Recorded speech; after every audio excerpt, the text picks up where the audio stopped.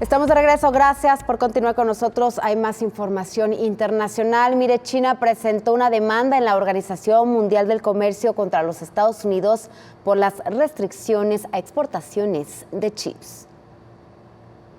China demanda a Estados Unidos ante la Organización Mundial del Comercio por las restricciones impuestas por el país norteamericano a las exportaciones chinas. El Ministerio de Comercio chino presentó la demanda alegando que Washington obstaculiza el comercio internacional de semiconductores y amenaza la estabilidad de las cadenas industriales globales.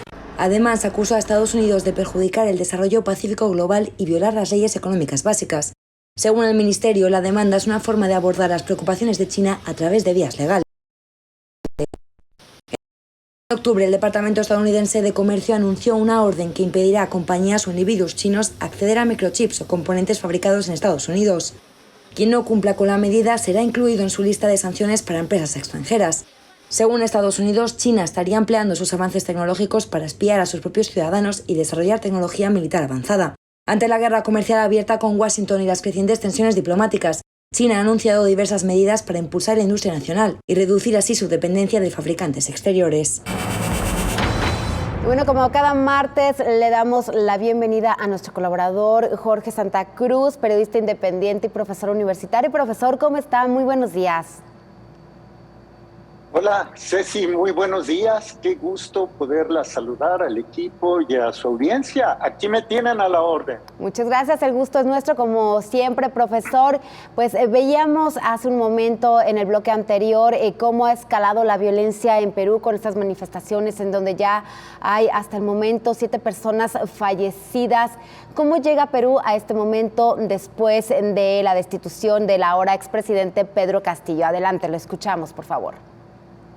Muchísimas gracias, Ceci.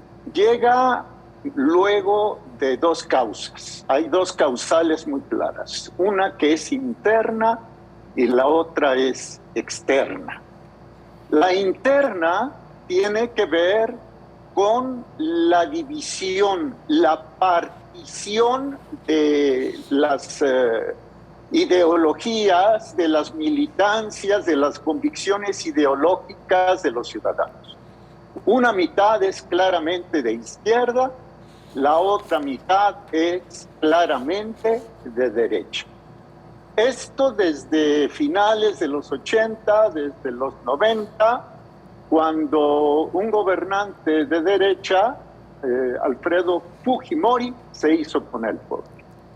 Bien, la otra causa, una causa externa, y tiene que ver con la riqueza minera de Perú. Me explico, Ceci. Perú, según los datos que tiene su servidor a la mano y que son datos oficiales, Perú cifra el 64% de sus exportaciones en las exportaciones mineras. La minería por sí sola aporta el 10% del Producto Interno Bruto. Y ahora permítanme compartirles otras cifras que son aún más reveladoras. Mire usted, a nivel mundial, Perú es el segundo productor de cobre y de zinc. Usted hablaba hace un momento de la fabricación de microchips. Lo dejo de momento con puntos suspensivos. Y es el tercer productor de plata y estaño. Y resulta, como lo dice Gonzalo Tamayo, exministro de Energía de Perú, que el cobre y la plata son elementos necesarios para la transición energética, para dejar el modelo sustentado en el petróleo, para pasar al modelo de las llamadas energías limpias. Resulta, sin embargo, que el petróleo y el gas licuado natural siguen siendo, a pesar del disgusto de las élites al estilo de Soros, las fuentes de energía principal.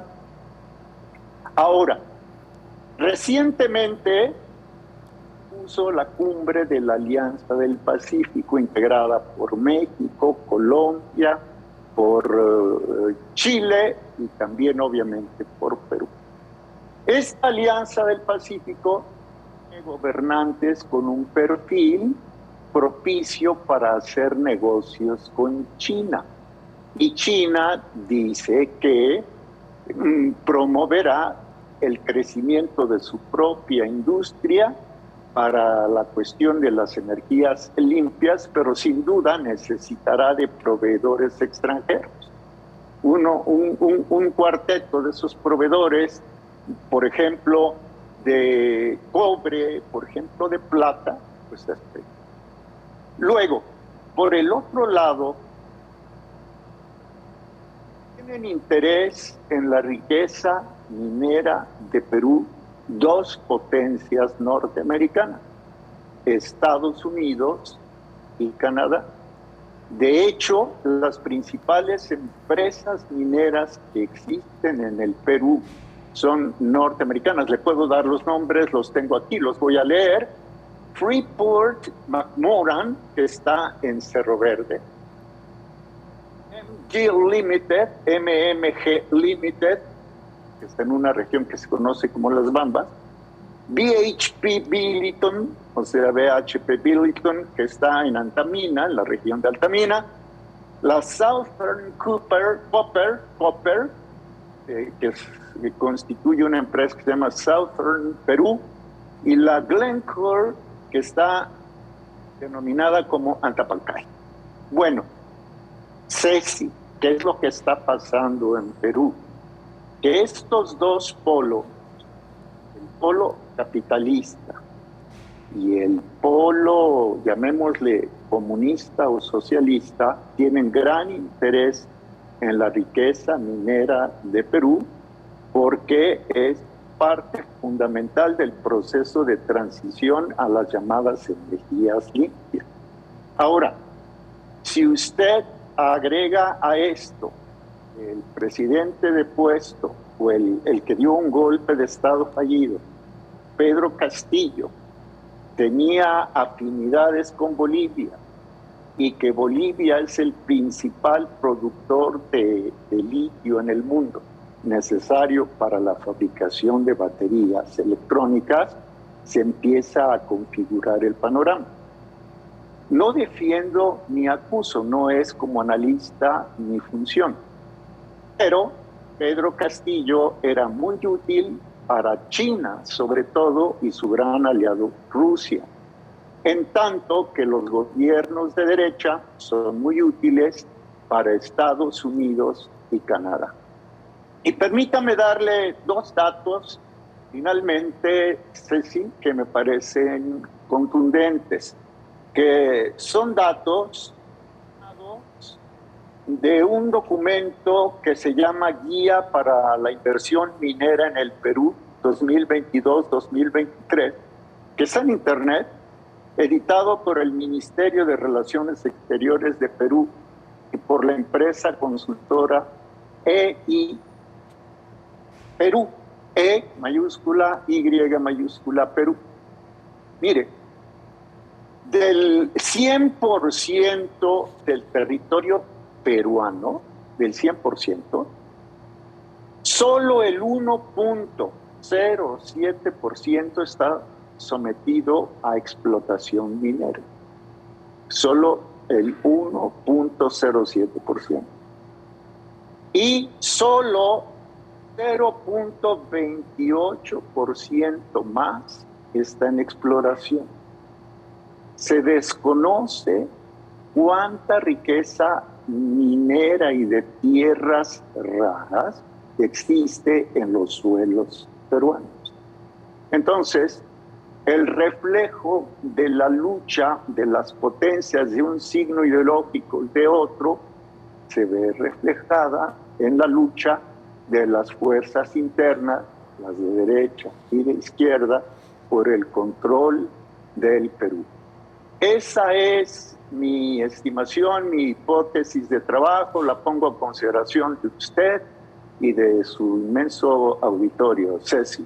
Muchas gracias, profesor. Dos cuestiones. Entonces, no es casualidad que países que cuentan con recursos energéticos, mineros y naturales vivan o estén atravesando por esta inestabilidad, como lo vemos en Perú. Y otra, ¿de qué manera podría salir Perú de esta crisis? ¿Qué opciones tiene? Exactamente. Primero, no es casualidad. Vea, me voy ahora a Asia Occidental. Tenemos, de manera muy rápida, profesor, que se nos termina el tiempo. ¿Qué opciones tendría Perú, por favor? ¿Qué opciones tendría Perú?